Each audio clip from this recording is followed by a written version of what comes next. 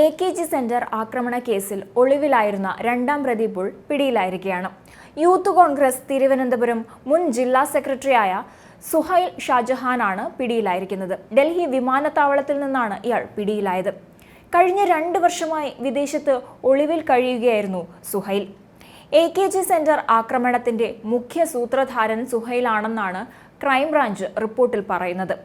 എന്നാൽ സംഭവത്തിന് പിന്നാലെ ഇയാൾ വിദേശത്തേക്ക് കടന്നുകളയുകയായിരുന്നു. ഇയാൾക്കെതിരെ ബ്ലൂ കോർണർ നോട്ടീസ് ഉൾപ്പെടെ പുറപ്പെടുവിച്ചിരുന്നു. കേരളത്തിൽ ഏറെ രാഷ്ട്രീയ വിവാദങ്ങൾക്ക് വഴിയൊരുക്കിയ സംഭവത്തിലാണ് ഇപ്പോൾ പ്രതി പിടിയിലായിരിക്കുന്നത്. ആക്രമണം നടന്ന് 2 വർഷം തികയുമ്പോഴാണ് മുഖ്യ സൂത്രധാരൻ പിടിയിലാകുന്നത്. ഡൽഹി വിമാനത്താവളത്തിൽ വെച്ചാണ് സുഹൈൽ അറസ്റ്റിലായത്. KPCC ഓഫീസിനെതിരെ DYFI പ്രതിഷേധം നടത്തിയതിന്റെ വൈരാഗ്യത്തിലായിരുന്നു ഇവർ ആക്രമണം നടത്തിയത് എന്നായിരുന്നു കണ്ടെത്തൽ. അടുത്തിടെയാണ് കേസിൽ ക്രൈംബ്രാഞ്ച് കുറ്റപത്രം തയ്യാറാക്കിയത്. യൂത്ത് കോൺഗ്രസിന്റെ പ്രാദേശിക നേതാക്കളെ പ്രതികളാക്കിയാണ് ക്രൈംബ്രാഞ്ച് കുറ്റപത്രം തയ്യാറാക്കിയിരിക്കുന്നത്. അതേസമയം സുധാകരന്റെ ഏറ്റവും അടുത്ത അനുയായിയാണ് പിടിയിലായിരിക്കുന്നത്. അതുകൊണ്ട് തന്നെ ഇനിയുള്ള ചർച്ചകൾ സുധാകരനെ ചുറ്റിപ്പറ്റിയാവും നടക്കുക. കേസിന്റെ തുടക്കം മുതലേ ഇതിൽ കോൺഗ്രസിന് പങ്കുണ്ടെന്ന തരത്തിൽ ഇടതുപക്ഷം ആരോപണം ഉന്നയിച്ചിരുന്നു. എന്നാൽ കേസുമായി ബന്ധപ്പെട്ട് യാതൊരു ബന്ധവുമില്ലെന്ന് പറഞ്ഞ് നേതാക്കൾ നേരത്തെ പ്രതിരോധം തീർത്തിരുന്നു. എന്നാൽ പറഞ്ഞതൊക്കെ കോൺഗ്രസ് നേതാക്കൾക്ക് മാറ്റിപ്പറയേണ്ടി വരുമോ എന്നതാണ് ഇപ്പോഴത്തെ ചോദ്യം. ഇടതുപക്ഷത്തിന്റെ വെറും സൃഷ്ടി മാത്രമാണ് AKG സെന്റർ ആക്രമണം എന്ന് പറഞ്ഞ കോൺഗ്രസ് ഇപ്പോൾ മറുപടിയില്ലാതെ ഇരിക്കുകയാണ്. ആക്രമണത്തിന്റെ മുഖ്യ സൂത്രധാരനാണ് ഇപ്പോൾ പിടിയിലായിരിക്കുന്നത്. പിടിയിലായതാകട്ടെ KPCC അധ്യക്ഷനായ സുധാകരന്റെ അടുത്ത അനുയായിയും.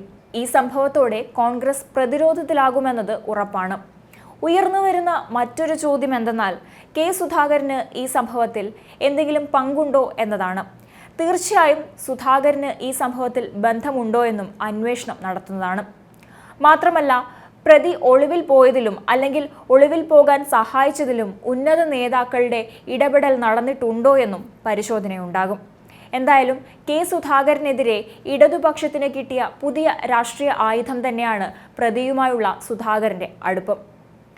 അതേസമയം 2022 ജൂലൈ 1 AKG സെന്ററിന് നേരെ ആക്രമണം നടന്നത്. AKG സെന്ററിന് നേർക്ക് സ്ഫോടക വസ്തു എറിയുകയായിരുന്നു. എറിഞ്ഞയാളെ കണ്ടുപിടിക്കാൻ കഴിയാതെ വന്നതോടെ ഒരുപാട് ചോദ്യങ്ങൾ ഇതുമായി ബന്ധപ്പെട്ട് ഉയരുകയും ചെയ്തിരുന്നു. AKG സെന്ററിന് നേരെ സ്ഫോടക വസ്തു എറിഞ്ഞത് വൻ പോലീസ് വീഴ്ചയാണെന്നായിരുന്നു പ്രാഥമിക നിഗമനം. മുതിർന്ന CPM നേതാക്കളും ഇതേ കാര്യം വ്യക്തമാക്കിയിരുന്നു. ആക്രമണം ആസൂത്രിതമാണെന്ന് അന്ന് വിലയിരുത്തിയിരുന്നു. AKG സെന്ററിന് നേരെ ബോംബെറിഞ്ഞതിൽ പ്രതിഷേധിച്ച് CPM DYFI പ്രവർത്തകർ ഇന്ദിരാഗാന്ധിയുടെ പ്രതിമയുടെ കൈ തകർത്തിരുന്നു. തുടർന്ന് ദേശീയപാത ഉപരോധിക്കുകയും ചെയ്തിരുന്നു. പിന്നീട് ശക്തമായി തന്നെ അന്വേഷണം നടക്കുകയും ഒടുവിൽ എറിഞ്ഞയാൾ സഞ്ചരിച്ച ഡിയോ സ്കൂട്ടറിന് പിന്നാലെ കറങ്ങി നടന്ന ക്രൈംബ്രാഞ്ച് 85-ാം ദിവസമാണ് കഴക്കൂട്ടം ആറ്റിപ്രയിലെ യൂത്ത് കോൺഗ്രസ് മണ്ഡലം പ്രസിഡന്റ് V. ജിതിനെ കേസുമായി ബന്ധപ്പെട്ട് അറസ്റ്റ് ചെയ്യുന്നത്.